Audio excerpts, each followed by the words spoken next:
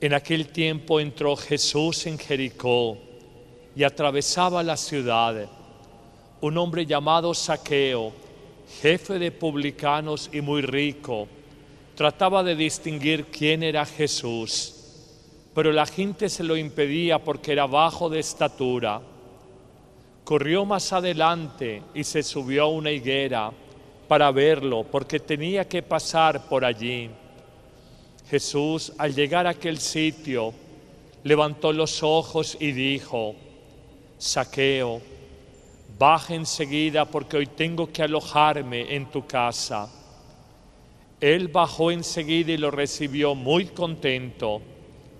Al ver esto, todos murmuraban diciendo: ha entrado a hospedarse en casa de un pecador.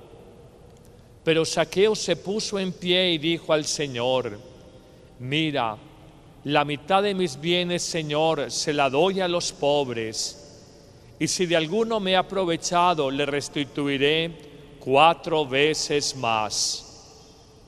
Jesús le contestó: hoy ha llegado la salvación a esta casa, que también Zaqueo es hijo de nuestro padre Abraham, porque el Hijo del Hombre ha venido a buscar y a salvar lo que estaba perdido. Palabra del Señor. Leamos las lecturas que nos presentó la liturgia en este contexto de final del año litúrgico. Y démosles un acento especial cuando el próximo domingo tendremos la fiesta de Cristo, Rey del Universo. Y el domingo de la próxima semana será el domingo primero del Adviento, preparatorio a la Navidad. Hablemos de una palabra que es muy hermosa, pero ciertamente no es fácil de vivir: la palabra fidelidad. Cuando uno escucha esta lectura del segundo libro de los Macabeos y oye la historia de este judío insigne, Eleazar, y cómo fue capaz de llegar a extremos tales de fidelidad a Dios en la defensa de la ley religiosa de su pueblo, frente a la opresión de los Seleucidas, un grupo griego liderados por Antíoco Epífanes, y cómo les habían dañado su templo en Jerusalén. Estábamos hablando del siglo II antes de Cristo, y cómo les daban la orden: coman todo tipo de carnes y de comida, dejen esa bobería de no comer cierto tipo de alimentos por considerarlos impuros. El que no lo haga será degollado. Eleazar, siendo un hombre entrado en años 90, un judío piadoso y reconocido entre los suyos, cuando marchaba precisamente para ser lapidado, para ser ejecutado, él le dicen sus amigos: Eleazar, no te dejes matar por la maldad de este hombre que te pide comer alimento contaminado. Te podemos pasar alimento del que está permitido por la ley de Moisés, y creerán los demás que comiste del alimento contaminado y salvarás tu vida. Y Eleazar hace una reflexión muy bella y dice: toda mi vida, y no es corta, 90 años, he dado ejemplo a mi pueblo judío y he dado ejemplo a los jóvenes judíos de lo que es lealtad y fidelidad a la ley de Dios. ¿Cómo va a ser posible? ¿Cómo va a ser que faltándome ya muy poco tiempo para vivir, y es verdad, uno con 90 años, hace 2200 años o ahora tiene muy poco tiempo de vida, le dice: ¿cómo va a ser que yo, por tener un poco más de vida, defraude la ley de nuestros ancestros y desedifique a los jóvenes judíos y a mi pueblo, comiendo de la carne y comiendo del alimento prohibido, el alimento impuro, según la ley judía? Déjenme marchar tranquilo, y esta ofrenda de mi vida será luz y testimonio para mi pueblo. Efectivamente, Eleazar, ante la negativa de sus amigos, despierta la furia de los seleucidas griegos y es ejecutado. De hecho, los padres de la Iglesia han tomado el martirio de Eleazar como el primer martirio de un hombre antes de Cristo.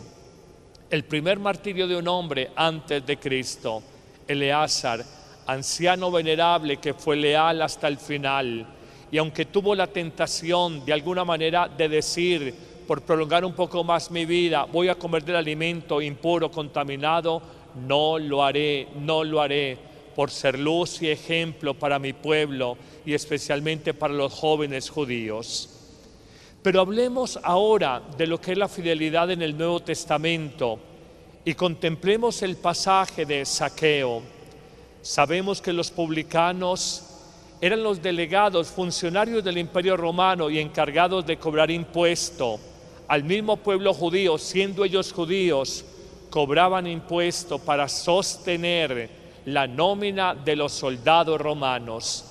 Eso hacía que la gente los mirara muy mal y que la gente dijera, estos son unos regalados, traidores. ¿Cómo siendo judíos nos cobran impuestos, dinero, cuotas a nosotros los judíos para sostener la alimentación y los sueldos del imperio y de las tropas romanas que vienen aquí a Palestina precisamente a dominarnos, a subyugarnos?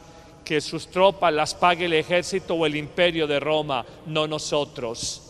Eso hacía que los publicanos fueran despreciados por su pueblo. Pero este, además de publicano, tenía una doble función. Era jefe de los publicanos.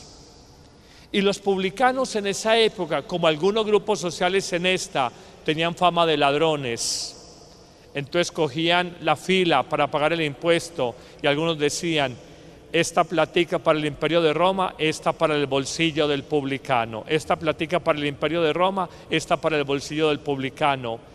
Tenían la idea de que eran muy ricos los publicanos, y más si era un jefe de publicanos. En este contexto se desarrolla la historia. Pasando por Jericó, oye Zaqueo de Jesús. Y como en el mismo evangelio de ayer del ciego de nacimiento, también en Jericó, algo acontecía, algo despertó la fe, la inquietud, el interés por conocer a Jesús. Acompañado de la multitud, por la fuerza en sus palabras, pero sobre todo por sus signos, sus milagros, sus acciones prodigiosas, la gente muy emocionada acompañaba a Jesucristo y lo rodeaba. Y dice que Zaqueo, queriendo ver a Jesús, no era un tonto, como era bajo de estatura, dijo, yo no me quedo sin verlo. Se encarama, se sube a un arbusto de higo, de higueras. En otro evangelio dice un sicomoro. No es importante este detalle, para ver pasar a Jesús. Hay una fe incipiente de Zaqueo en él, y aunque se sabe publicano, jefe de publicanos y muy rico, dice el evangelio, algo había en esa búsqueda de Jesús de sentido para su vida. Dice que cuando pasa Jesús por el camino y él montado en lo alto del árbol de la higuera, Jesús levanta la mirada y le dice, baja del árbol, Zaqueo, que hoy me alojaré en tu casa. Muy emocionado, baja del árbol, sigue con Jesús, lo lleva a su casa. Y nos dice el relato que la gente murmuraba, pero si este fuera profeta, si este fuera un hombre que tuviera claridad y conociera el corazón de los humanos, sabría que este Zaqueo es una porquería, que es un regalado, que es un tipo ladrón, que le roba la plata a la gente, una para el imperio y otra para él. Y simplemente Zaqueo, entendiendo, o mejor intuyendo, lo que la gente pensaba o decía de él, da una afirmación o proclama un mensaje que muestra lo que es la fidelidad a Dios y lo que es el sacrificio personal en torno a un tema que apega tanto al hombre como el dinero, y hace esta exclamación frente a Jesús: la mitad de mis bienes, la mitad de toda mi fortuna, la mitad de todo lo que he conseguido en la vida, lo voy a dar a los pobres. Yo quisiera preguntar si alguno de nosotros dijera, cuantifique su capital y la mitad, no nos están diciendo que nos quedemos sin nada, la mitad lo demos a los pobres. Tragamos saliva, miramos el calzado, Miramos el techo y las cornisas que tiene, los capiteles. Uno le da por mirar para otro lado y uno entiende una verdad profunda. Hay una primera conversión aquí en la cabeza cuando uno dice: Dios mío, ¿qué he hecho de mi vida? ¿Cómo he despilfarrado años preciosos? ¿Cómo he malgastado tiempo de juventud? ¿Cómo no valoré este matrimonio, este hogar? Esa es la primera conversión del hombre, cuando él se replantea una nueva orientación para su vida. Pero hay una segunda conversión más profunda. Ya no es solamente pensar qué ha hecho de su vida, de su matrimonio, de su familia, sino que siente, ya no piensa, siente dolor por cómo he malgastado mi vida. Me he entregado a mujeres, o la niña se ha entregado a hombres.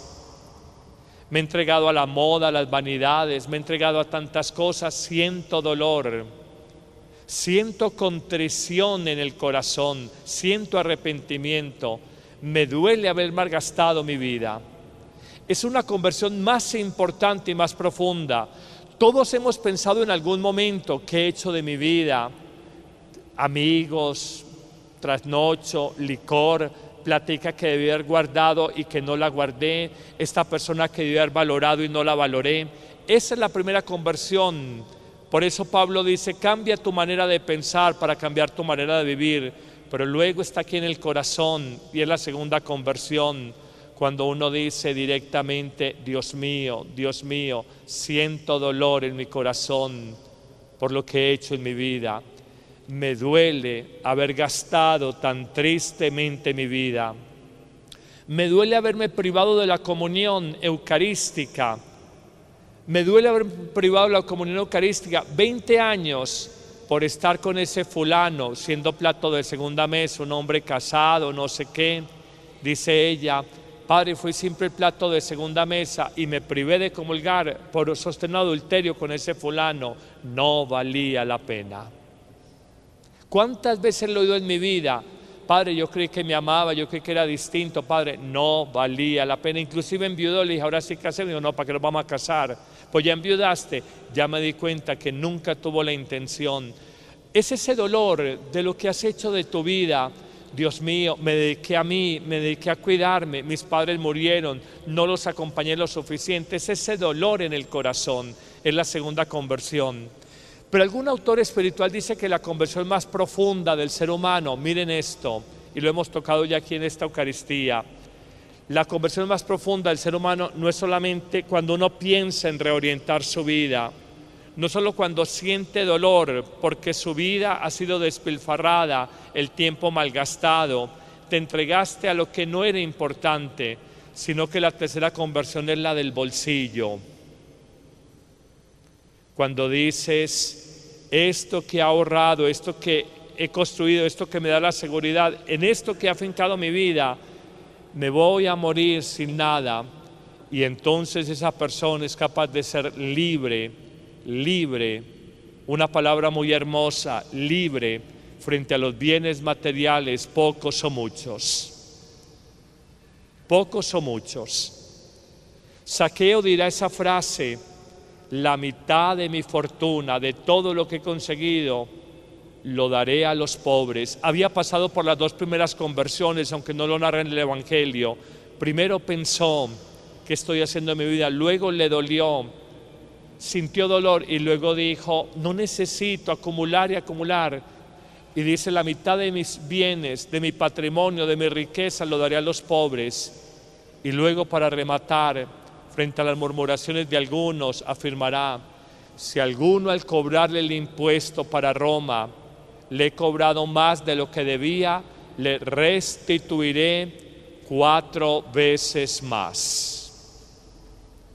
Si le había cobrado 20 denarios y le cobré 40 denarios, esos 20 denarios de exceso lo multiplico por 4, 80 denarios, le restituiré 4 veces más lo que le he pedido. A ver, uno lo oye en el Evangelio.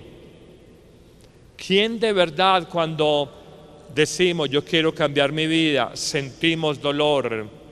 Pero cuando nos toca en el bolsillo, el 90% de la gente, el 95% de la gente dice: esta no es conmigo, da media vuelta y dice: otro día te escucharé, otro día te escucharé.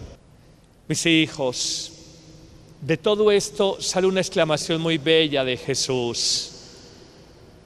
Sale una exclamación muy bella de Jesús: hoy ha llegado la salvación a esta casa.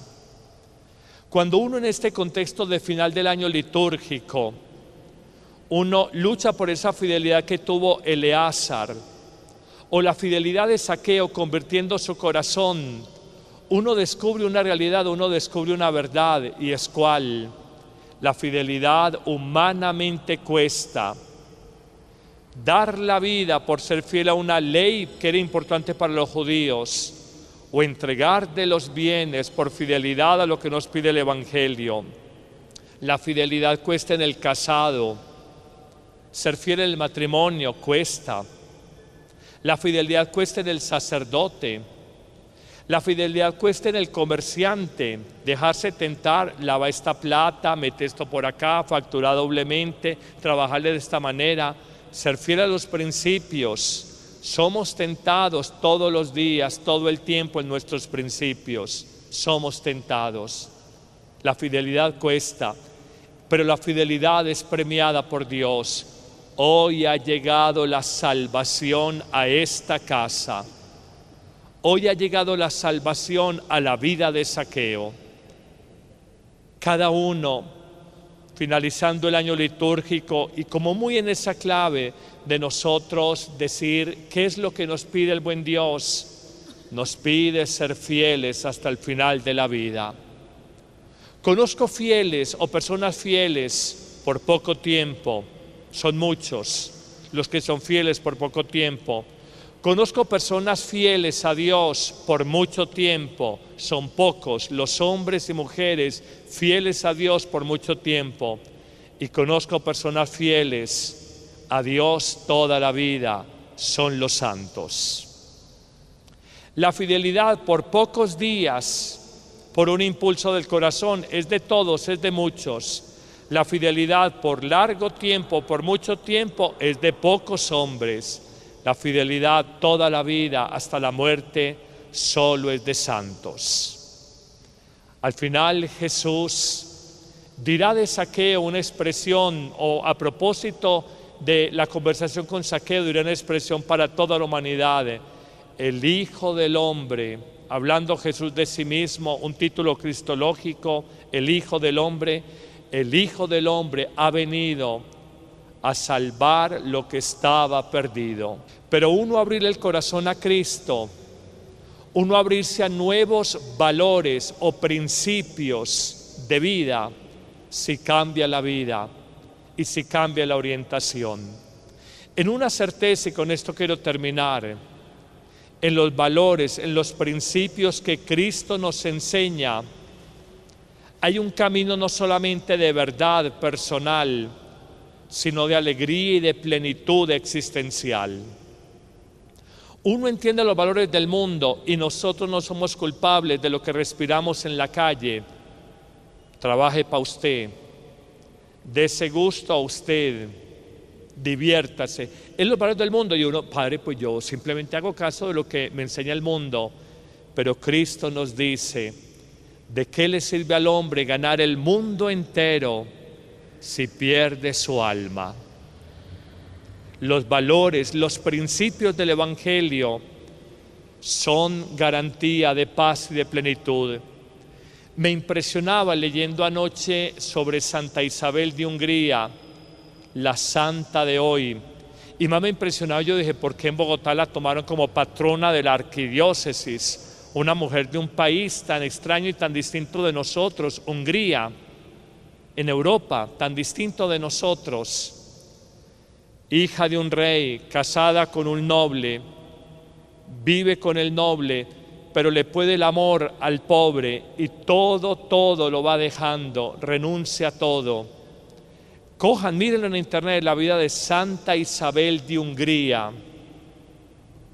Todo absolutamente, lo único con lo que ella quedó fue con el vestido con el que la enterraron. todo lo había donado a los pobres.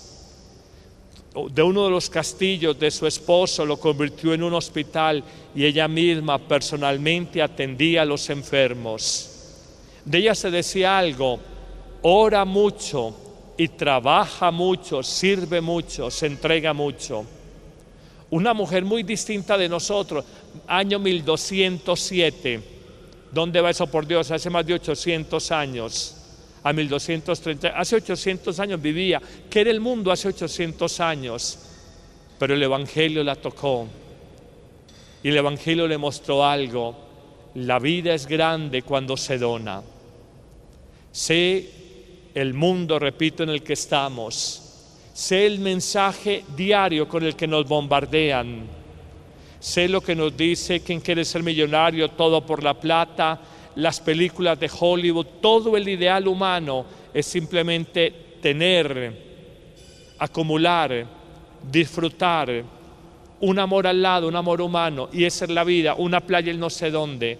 No es culpa nuestra, pero el Evangelio, en un mundo donde la riqueza de alguna manera es el Dios de esta tierra, es una luz que nos muestra: hay otros dioses o hay otro Dios y hay otra luz distinta, hay otro camino de felicidad. Isabel de Hungría lo supo Zaqueo en el Evangelio, y hoy depende de nosotros y de nuestra libertad saber mirar los bienes materiales con libertad o vivir esta vida sin darnos cuenta, con unas cadenas interiores, apegados o esclavos de las posesiones, pocas o muchas, que la vida y en último término Dios nos ha dado. Amén.